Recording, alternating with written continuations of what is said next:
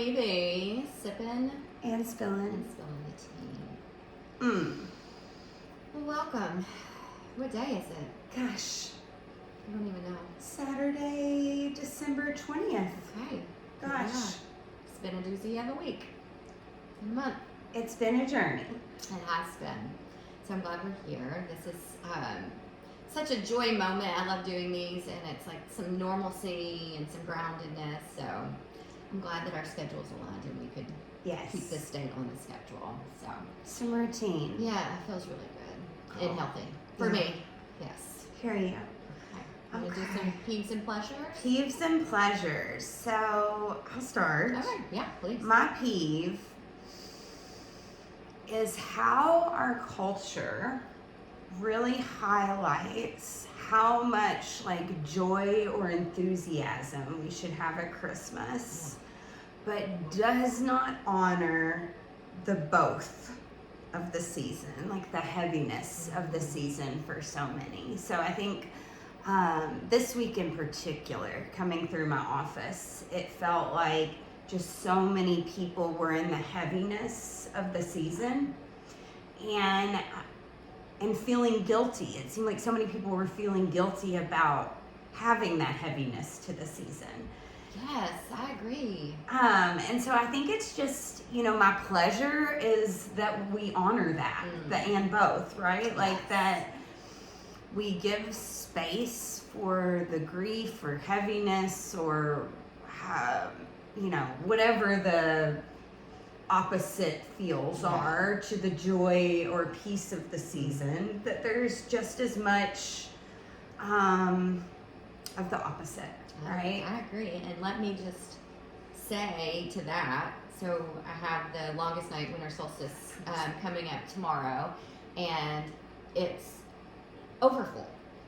I'm like trying to, I do this every year, the last couple of years, like I try not to put a cap on it because it never fails. If you are ever holding space for people like don't make it, they don't, and then you have this, I'm like, I'm not going to do that. I want it to be, if anybody needs to be here, wants to be here for this kind of like event, I want them to be. Well, we are max capacity, and it's just a reminder though, right? It really is this reminder that it is this weightiness of the season. The darkness is very palpable, and people really appreciate being held in a space where it's like we are honoring both this, right? The longest night, the darkness, the heaviness of the season, and the hope of renewal. Yes. Right? So anyway, I second that. I don't have a remedy other than to just, as much as we can, honor both.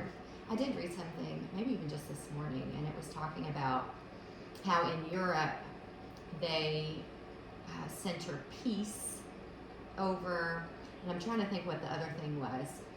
I want to say maybe performance this holiday season, or like over the holidays, and it was just a really lovely read, and it was just talking about how the children, and I love my children, okay, we know this, but the children aren't necessarily the center of what this is. It's like the peace is the center, and it was like how the adults are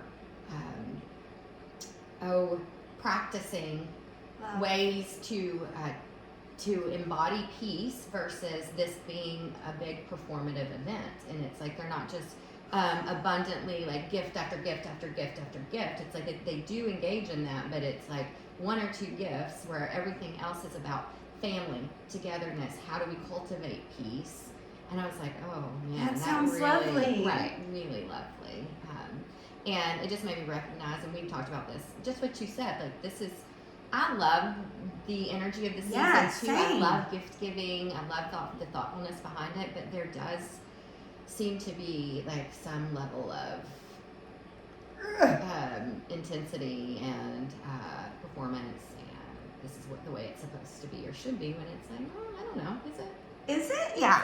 And does it not change? Yeah, as we change. As we change, yeah. As our kids change, our families change, like traditions have to change, and I think we can get hung up. And that's also bittersweet, which is like creating that to reject the fact that is the truth is what might keep us kind of like Right, but we just bound. have to embody that or recognize that there is some bitter sweetness to Yeah. it all. Then we can soften a bit to just recognizing that because I don't know.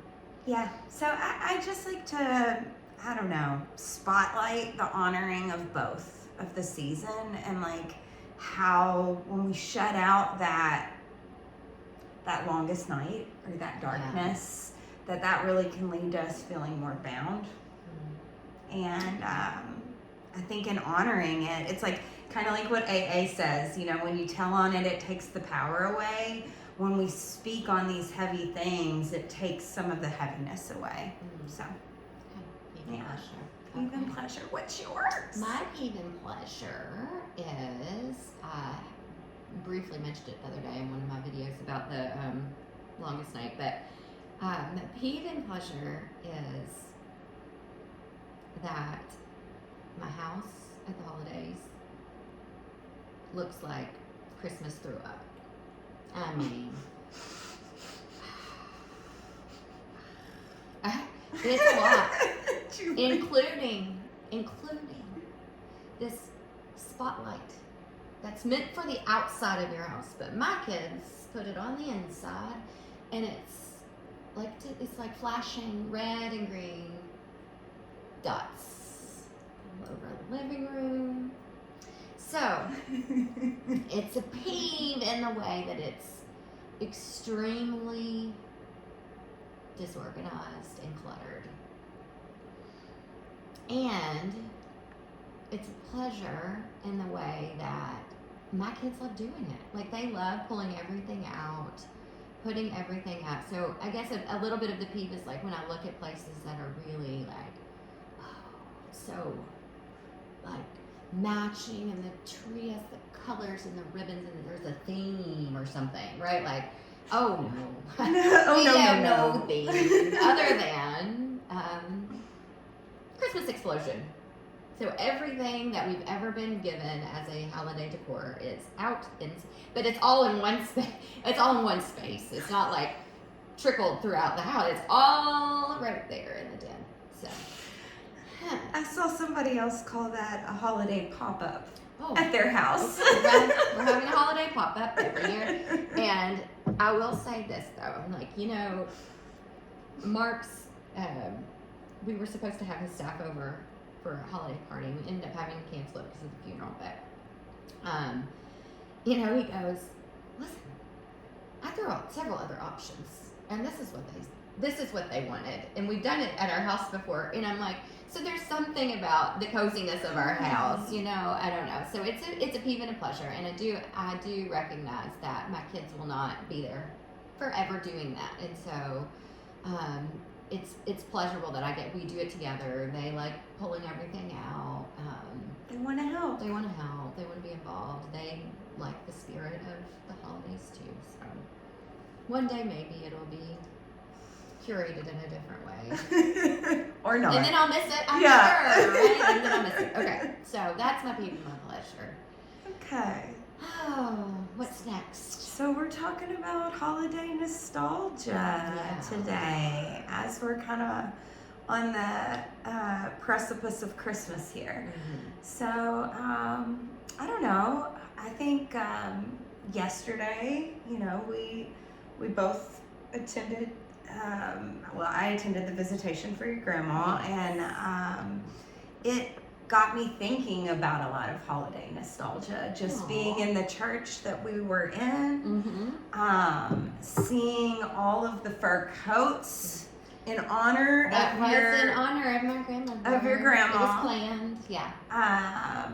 It really brought me back to some holiday nostalgia. Okay. So, one of the things that my father and I talk about as far as my grandmother and nostalgia with her is he will share a memory of rubbing on her fur coat as a little boy, like grabbing up on her fur coat.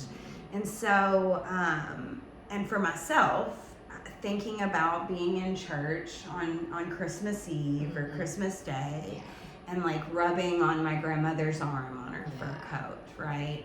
there is a little bit of like holiday nostalgia in that, and even seeing the beautiful picture of your grandma in her fur coat posted up there, like sent me a little bit of like about my own grandma, of you know, the holiday season, of being in these like tartan rompers with these women just dripping in gold with their furs out at weird restaurants, right? So I shoot that forward to like, you know, I'm not necessarily into, you know, dripping in my furs and my golds, but there is something about that that like I like to embrace.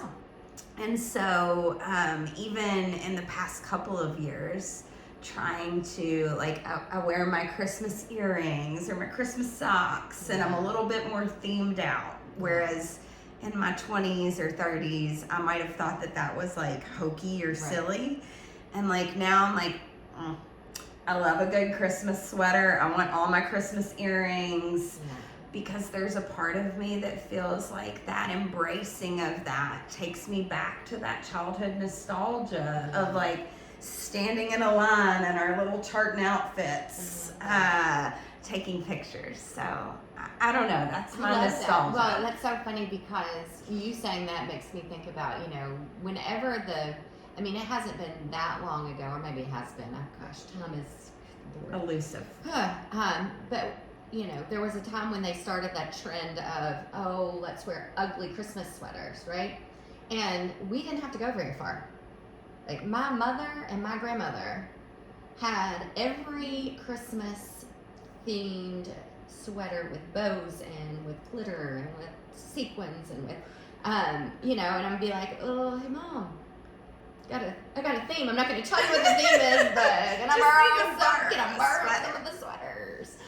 Because it's what it is, what they were. So there is some nostalgia when I was participating in that, like putting it on. It was like, oh my gosh, so this is I mean, that's what they wore to the holidays. To that point, as I was getting ready to come here today, I almost put on one of those sweaters. I like made a choice of like, am I gonna wear it or not? And then I was like, I'm saving it for Monday. But you know, I think that there's just a little bit of nostalgia in getting into like the dressing it all up, like the women did in the 80s and 90s. It was just different. So many people said that yesterday, because I had this conversation with another friend. We were talking about the furs and the coats, and I was like, I would never buy one. Like, I just wouldn't. It's just not. I will every day wear hers. Yeah. You know what I'm saying? Like, there's something about the way that she loved it, the way that she took care of it, the way that it was, it still smells like her. Like, the one that I wore yesterday, she gave me several years ago, and I still can smell her on it. And so there's, you know, just...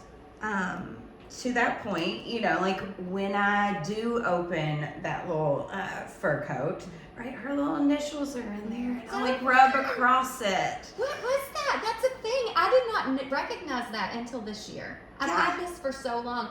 Her initials are embroidered on the inside. Yeah, and I like to like just rub my little hand across it as I'm putting it on, because it's like, oh, that was hers. And they loved, I mean, and it was it was like a, it was a thing. Like, they loved it. They loved it. It was important. I don't know. They took such good care of it. Like, really good care of them anyway. And they like to pass them down. Yes, like it was very important that all of the girls in the family had some sort of this lineage. Yeah, I mean, and you know, I'm like, I'm not gonna buy one. No. You know, I love my animals.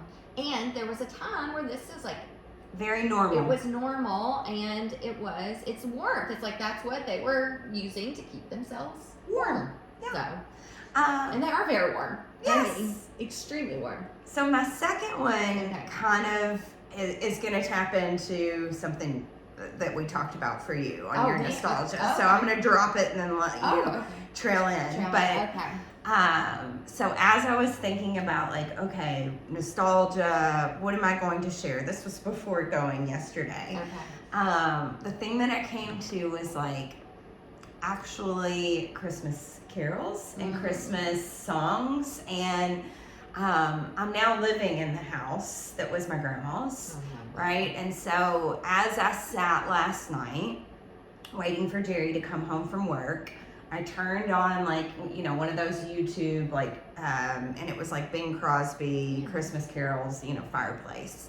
And I kind of sat there and just smiled and listened, because my strongest memory in that room that we now use as like, you know, a space that we actually live in, Yes. but was the fancy living Right. room. Sure. My grandmother would sit in this chair and she would have a little tape player with all her Christmas carols, and she would put her tapes in her tape player and play them and sit in this fancy little chair and tap her foot as she also decorated her house. And so last night as I was sitting in that room, I like kind of leaned in and tapped my foot and just embraced kind of listening to the carols and not getting on my phone, not doing anything different, like just being in that moment. So you felt connected to her, and I love that. I love that you're in her house, and I'm sure that will continue to like reveal things. Oh, you man. know what I mean? Like you'll continue to have moments of nostalgia, not just holiday nostalgia, but like just of being in her space. fun memories, that maybe I didn't remember so much before. Right. Yes. Yeah. So what's your nostalgia, Juju? My nostalgia. So this was going to be my nostalgia before even yesterday, but there's a theme weaving through this that I just am like, oh my goodness.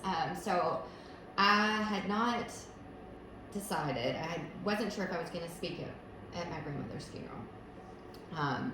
And I've never spoken at a funeral before. I wasn't sure if I would be capable of doing it. I had some pangs of regret after my aunt died that that I didn't, or that my sisters, that we didn't have some I don't know, that we didn't have a hand in it. I don't know that we could have, honestly. I don't know, but you know, when you're so far removed, you're like, oh, I should have done this, you know, whatever. But what I didn't want to happen was, if I was capable of saying something, I didn't want to have any little regrets of like, oh, I should have or could have, whatever. So I just kind of leaned into that, and I put it out there that I would like to share something, if with the caveat of if the moment is too much, then I reserve the right to kick it on out of there. I'll be there, yes, of course. But I still, even after I hadn't committed yet, but that was what was going over in my brain. And so we have this advent calendar that my mom made. Okay, so actually, and I shared that yesterday, and she corrected me, but so she made it, and my sister has it, but I've always loved it. Like my parents did an amazing job of keeping the Christmas spirit alive through this advent calendar, okay? And so she made me a different version of one, and I'm like, it's not the same. I love it, but it's not the same. And so she ended up finding, and I think at one point she found one, and she sent it to me. It was like on eBay, and it was ridiculously expensive. And she's like, I was like, no, Mom. No. And she ended up finding something later, and she made it again. She made one for me and my other sister. Aww. I didn't recognize that. I thought she found it already made. And so she made it, found the kit and made it. And so it's this adorable, and you probably have seen them, but it's like felt, and it takes up pretty good space. And the top half is the Christmas tree, and the bottom half has all the pockets. And in the pockets are these adorable felt ornaments with sequins and beads. And you straight pin on. So there's like no technology, right? Like it is old school. And the story was like how my parents used it was like they would, sometimes there would be little notes or a little trinket in the pockets, right? It's very, very sweet. The only pocket that had a designated ornament was Christmas Eve, and it was the star, and it went on the top. Okay. So at the end of the season, you pull all of them, just randomly stuff them in the pockets, these ornaments. And so Judy Ma died a week ago Friday, and I recognized on like Saturday or Sunday that we had neglected the calendar. So I went in to remedy the situation. And so she died on the 12th, and I reach in to grab out the ornament from the 12th, and it was the angel. Oh. And I have been, a lot of my memories have been locked. Okay, so some people will understand this, I think, but it's like they're on a carousel. It's like pictures and images, but there's not a lot of context and there's not a lot of sound, right? I trust in time that these things are going to drop down and deliver a great story, but right now it's just like a little too much. Swirls. And so in that moment when I pulled the angel out, I had this like drop down. I could hear in her voice, she called herself Granny Grunt. I could hear her say, "You're my angel." And I recognized she has said that my entire life. Not just to me, but to my sisters, to my kids, to my cousins. And so I was like, oh, you know, first of all, I was like, memory dropped. I was like, this is so great. Miles was standing right there. So he was like, what's going on? I was like, and so I was sharing with him, and he's like, oh, I'm like, I know, it's so sweet. And so that happened, right? And then I go to bed that night. It was like 2 days later. I woke up in the middle of the night. I was like, I think I should share this story. And then I toss and turn. Like, couldn't go back to sleep. Can I do it? Should I share it? Is this what people want to hear? I don't know. This is very true to me, right? Like how God, universe, spirit meets us, right? In our grief, in our day to day, right? When we need, if we're open to it. And so I woke up and was like, can't go back to sleep. So get up, go to make my coffee, and I grab something, tells me to grab Journey to the Heart, the meditation book, okay? So I grab it, make my coffee, sit down at the counter, flip it open to that morning's wisdom, and the passage, the title of it is Be the Angel. Ooh, and so hey, Judy Moore. I have chills all over when I share it. So I immediately got out my phone, waited till 8 o'clock in the morning, so when my dad's not going to be up, I'm like, I would really like to speak. I feel very supported in that, and all of this messaging that I can do it. And so I did share that story yesterday at the funeral. So that's my nostalgia. Like that calendar was what I was going to talk about anyway, because I love it. I love that my mom made it. I love that it brings me so much joy. And now I'm like, I was supposed to have it. Like this was a way that and so the 12th will always be the angel now. Yeah. Like the 24th will be the star for the top of the tree, and the 12th will be the angel, right? So that's my nostalgia moment that I want to share. So it just got a little beautiful, enhanced from the whole experience. So this is the and both, right? Like that was devastating. I mean, she lived 97 years, so that's amazing. But still, you know, it was very sad, and this was like a hopeful moment of connection. So the and both of that was very lovely. Oh, I love it so much. And it like teared me up a little bit because my grandmother called their 3 grandchildren, daughters on that side, and so she called us her 3 little angels, right? So that lands with me on a level too, like of just connection, beauty and love, and how, you know, I think back to the lesson my mom gave me before she passed of energy is neither created nor destroyed, and just that, you know, your sweet grandma is just giving you a little Easter egg of like, hey, I'm still here. Yeah, and that's what I was trying to convey yesterday, and I think I did. I kind of like blacked out. I like stood up there. I was like, I didn't write a single thing down. I like had it in it because it came really naturally. I was like, I think this is what I'm supposed to share, and you know, and kind of introduced it with the God, universe, spirit connection. And Gus went up with me because I have this fear of falling. And I, when I'm like standing in front of people, I have a fear of falling. And I was like, I had on these little kitten heels because she also liked to dress up. So I wore my best, even put on makeup twice in a week for her. But I was like, asked the boys, I was like, I would like one of you all to walk me up. And Mark said, Gus will do it. And it was the best choice. Like, Miles was all up in his feels. And Gus was, also in his fields, but able to do that. And I loved, because I hadn't prepared for him to do that. But when I introduced God, universe, spirit, I said, in the metaphysical world, that's known as Gus. And I just kind of it was really cute. But I kind of I don't know if you've ever had that moment, but when you're going to share something or present something, and it's you've prepared, so you hope for the best, but then it's just blackout. And I did almost choke on my gum. I had to get some water anyway. It was a moment. So I feel good. I feel glad that I was able to do it. Mm-hmm.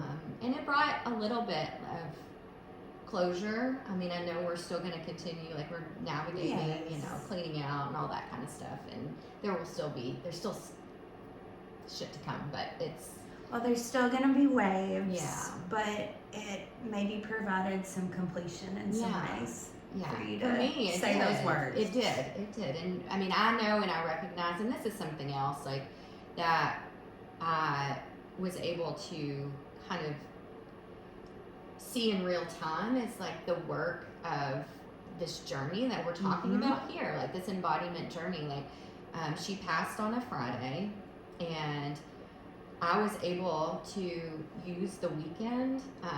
I did cancel a class. I'm so grateful, to have such good support, and people are so understanding. Not that anybody wouldn't be, but it was there was no no, of course, right? And so I was able to really just be in my feels for a whole weekend, and I recognized how that prepared me to be grounded on a week later, Friday, to be able to stand and speak and not be overwhelmed with the emotion, because I had created the container, which we have talked about, I think, on here. I know we've talked about, but I don't know if we've talked about it on the podcast or not, but creating containers for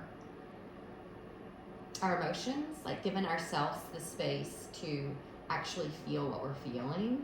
And I think that's the greatest resource of the season, honestly, Julie, is yes, the container of that weekend of grief allowed you to be able to stand more grounded, right? And I think throughout the whole holiday season, doing a check-in of how much energy do we have? Are we able to be present, or do we need to recharge a little bit and take time to feel the opposite of things, right? I think that's the resource of just being able to notice where our energy needs to be. Yeah, I agree. And it's nice to be, I think also because we are, and I'll just use Malsey as a little bit of an example. I don't think he'd mind. But, because we can't, when I say container, it's well, for two reasons I say that for me. Yeah. Right? Is that I know I can't stay there forever. Exactly. Okay? Yeah. And I would say that for everyone, and that would be my, I don't want you to stay there forever. And I can understand the pull and how hard it can be to come out of that, or how the longer you stay, the harder it is to kind of get out of it. So when I say for myself this container, it's I'm honoring that I have some big feelings and I'm giving them the space, but also recognizing that I'm not going to stay there. Can't live there forever. I'm gonna then move on to this or do that. But on the other side of that, it's also to recognize that all environments are not conducive for us to have the big feelings. Yeah. Not everybody is safe. Not all situations are safe. They didn't, or they didn't sign up for that or whatever. So it's recognizing, and if we're not in a space that we can feel those things, then honoring that, hey, I am going to give myself that later today. Yeah. I'm going to give that later today. I'm going to make sure that I'm going to check in with what this is. Yeah. Because this is coming up and I want to check in with it. So an old school way in my business that we would call this would be prescribing the problem behavior. I don't like how that is phrased at all in a trauma-informed framework, right? But the idea, the idea is that we carve out time, to feel really sad, right? Or to experience grief, right? And then so we don't get stuck in it, right? So I think it is a pretty intuitive practice, right? And I think you're right. It's very easy to get stuck in the heavy feels. So reminding ourselves of the, like, I can't live here forever. I have to kind of come up for air at some point. Well, I did, and that's kind of what I was talking to Miles about last night, because he had, been in his feels, and then had gone out and like gone and hung out with his friends, and which is wonderful, and had some fun. And he came home and he just like plopped down next to us, and he's like, I'm still really sad, right? And I'm like, holding space for him to feel that way. But it also brought up a good conversation about how impermanence, which is a Buddhist kind of tenet or philosophy, how I recognize that is that this idea, when we start looking at things in life as impermanent, then we can kind of shift, like, if this is that, how do I want to spend my time with it? Right? Like, if I know that my time with you isn't going to be there forever, right? Like, how do I want to make the most use of my time with you, right? Like, who do I want to spend my time with? What do I want to spend my time doing? Yes, and so to me that was like that's like the kind of and both of it. Let's look at it like that. The idea of impermanence can be a lot, and if we know this, it's like, all right, how do we make the really good use of our time with, and how do we want to use our time, just like you said. So anyway, I love that, like, even through the heaviness of grief, you can have this beautiful, like, teaching moment with your kid, right? I think that should also be a little bit of an indication of the work you've done, that, like, you are grounded enough that on the evening that you have, wished your grandmother farewell, you can also have, like, a lovely parenting moment about the grief process. Yeah, I think so. Oh, well, thank you. I think it is, but it is important as a feeler, as someone who didn't recognize growing up, like, what all this was, right? Like, I see it in my kids, and it's like, I want to make sure, certainly am not saying I get it right all the time or have the right words. I just want to make sure that I am validating their experience and their emotions that may not be well navigated yet, or well supported in grander spaces, or right, like, just I want them to know that it's like, when things are sad, we are sad, and it's okay. Right? And there's not like a timeline, and it's like and it may still pop up, and it's okay to continue enjoying your life, and so all of the things. That's beautiful. Oh, thanks. Yeah. Right. It's now. So, I think we were going to talk about our giveaway and the connections to that. Yeah. Okay. Yes. So we do appreciate everybody who has continued to engage with us, and lean in and support us in this way. We really love it. We hope that you find some nugget of, humor, some maybe wisdom from our experiences, whatever, connection. I think connection. I think the reason we started doing this was, to allow more people access to conversations. Yeah. And so connection feels really valid to me, right? Of like, this is something we're passionate about doing, about kind of using our voices and speaking out these truths that we've lived, but also creating a community of maybe other feelers who, are into the same things. Yeah, I love it. Okay, so we went through and just kind of checked out, like, who has kind of been with us on Instagram, who's supported us on Facebook, who's leaned in by engaging in direct message, who participated in the gratitude, like, all of that went through, and I was just writing down names and dropping them in the bag, and just remembering what we are doing. It's just kind of sharing some of our favorite things, because this is one of our favorite things, and we want to share our favorite thing with you all who have leaned in. So we are going to give, and this is just so timely. I'd already decided to do this, but I'm going to gift the 5 Invitations by Frank Ostesky. It's such a beautiful book. It's discovering what death can teach us about living fully. I read this many years ago, and it really just changed something in me, and how interesting that that's what I chose, and here we are navigating. Here we are navigating again. So that is going to be something. We're going to gift a pair of Pat's feather earrings. We're obsessed with them. Obsessed with Pat and with her jewelry. Also, Pat prays over her jewelry, so every piece of Pat's jewelry is infused with a little bit of her magical energy. Yes, she's amazing. I'm gonna also do a Dio from Little Seed, and I have a botanical butter from Little Seed, so that's in the mix. And then I'm gonna throw in, we don't have them here with us, but I'm gonna throw in some sensory stickers, a little ouchie, and you know what?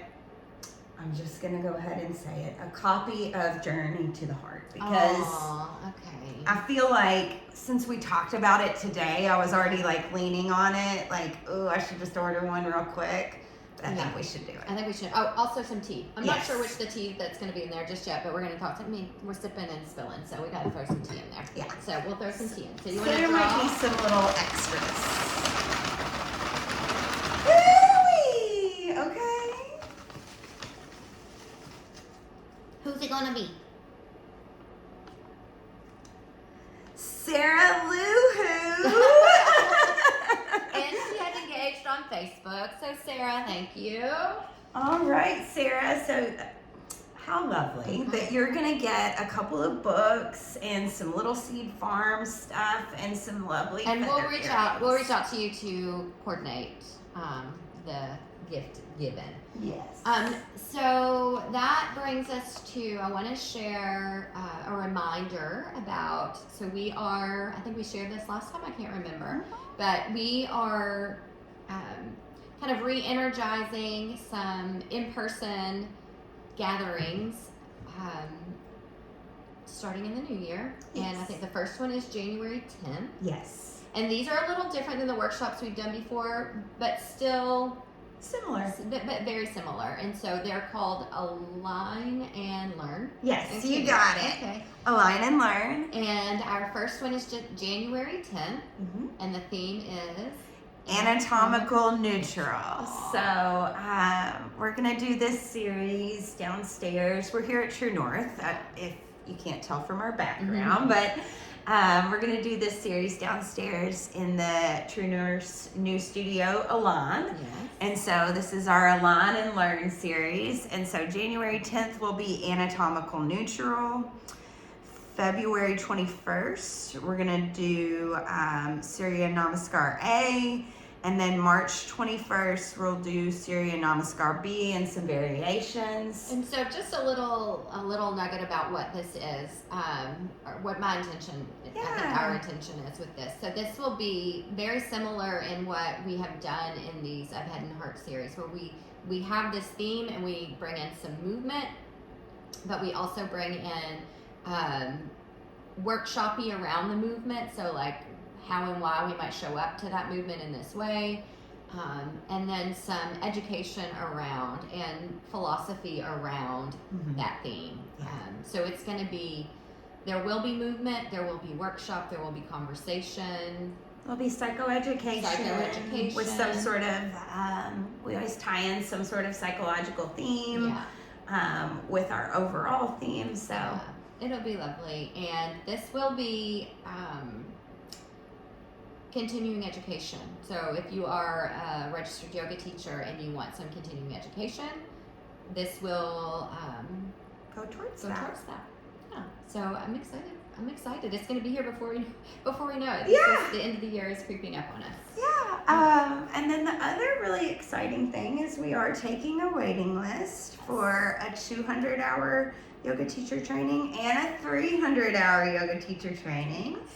And so if you are interested in signing up on our waiting list, and if you want to come to the Align and Learn series, we will discount whenever you do pay in for your yoga teacher training. We will discount however many Align and Learns that you signed up for. So that can go towards your certification. Yeah. The price of the certification. So I'm excited about You're that. investing and waiting on us as we kind of fine tune. Yeah, what we want to do, and so we really, want to invest in you. Yeah, we have some really exciting ideas for that. So it is going to require some flushing of some things, but it is in the works. Yeah. That's for sure. So that's that, and then I think, what is something that you are, since we're at the end of the year, but when we meet next, it'll be the new year. It'll be 2026. And what is something, Beth, that you are bringing into the new year? Something that you're excited about, or an intention, or whatever. So Julie posed this question to me earlier, and my immediate answer was, I'm taking my voice into the new year. But I think it's even more than that. I'm taking my fire into the new year, right? And I think for so long, I'm actually a very shy person.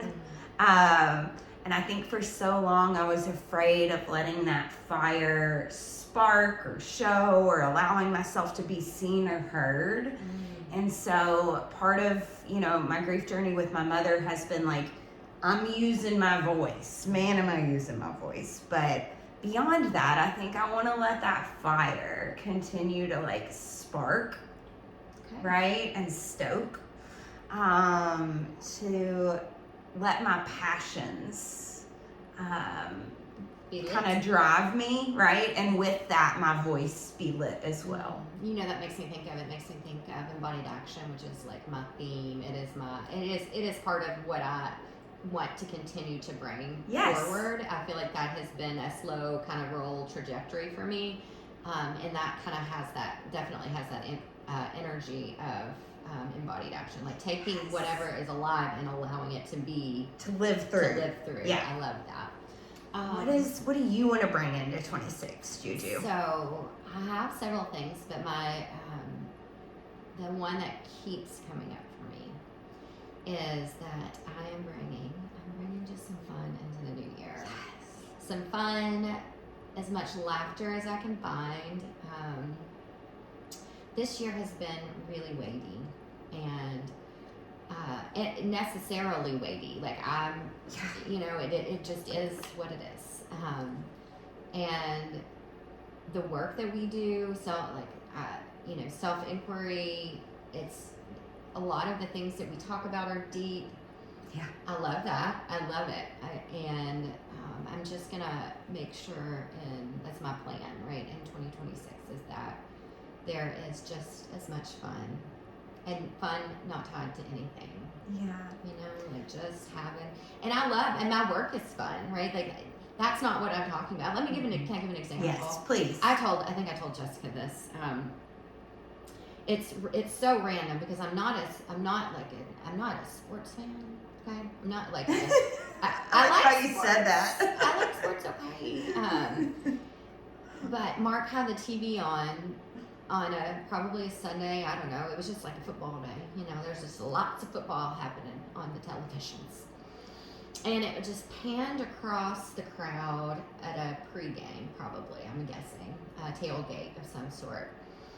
And you had all of these people in this face paint, and they're like matching clothes, and they're like, Wah! And it was so joyful. It was like, it looked like so much fun that I was like, I kind of want to be there. Like, what is this? I don't want to watch the sports, but that looks like a lot. That looks fun.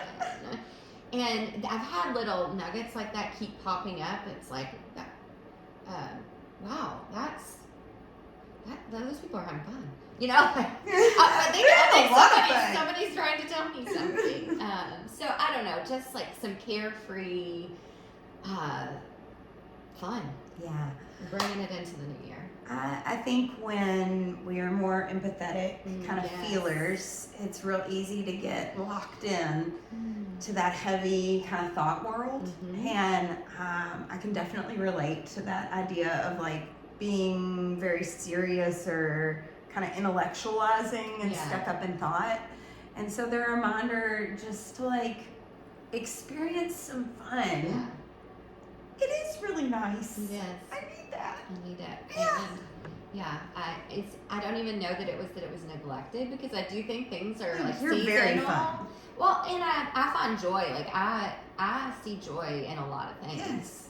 I think I just want to like, but joy doesn't not necessarily equate fun, right? Like, so those aren't necessarily the same thing. I think fun can bring joy. I don't know. I think that all things in their season, and this is just something that has been brought into my awareness and as a message, and I'm just going to lean in. I'm like, this is what I'm meant to be kind of leaning into. Fun for the sake of fun. Fun for the sake of fun, yes. I love it. All right, well, we did not even do a grounding practice to start today. We jumped right in. We were just amped up, I think. I think so. Really excited. I am just like continuing to lean into like the grace of like, we are all navigating some shit. You know, we're all navigating, and this is not about perfection. We say it all the time. Progress, not perfection, right? Yes, and I'm just grateful for the opportunity to share in this way, to have good people in my life. Same. I think it's, I may have said this last time, but you know, I go back to that Grateful Dead lyric of like, what a long, strange trip it's been, right? Like, what an interesting year we have had.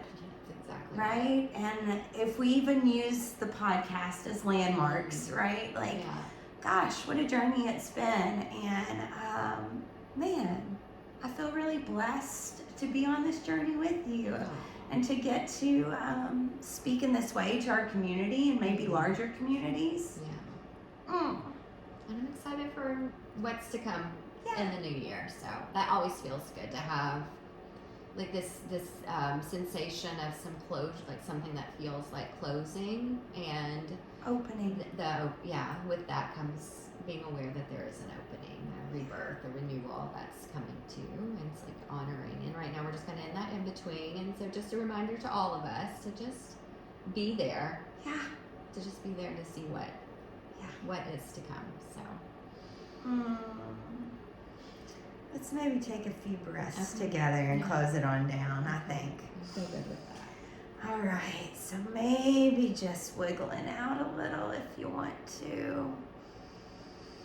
Taking a few breaths in and out through the nose. Maybe 2 more.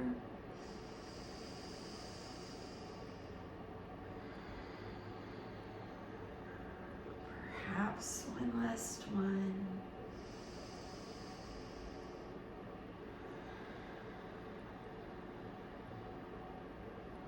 Perhaps ending with a smile of gratitude for the journey that we've been on together and the journey that we get to continue to take.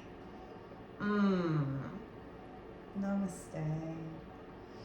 Namaste. Thank you. Thank you.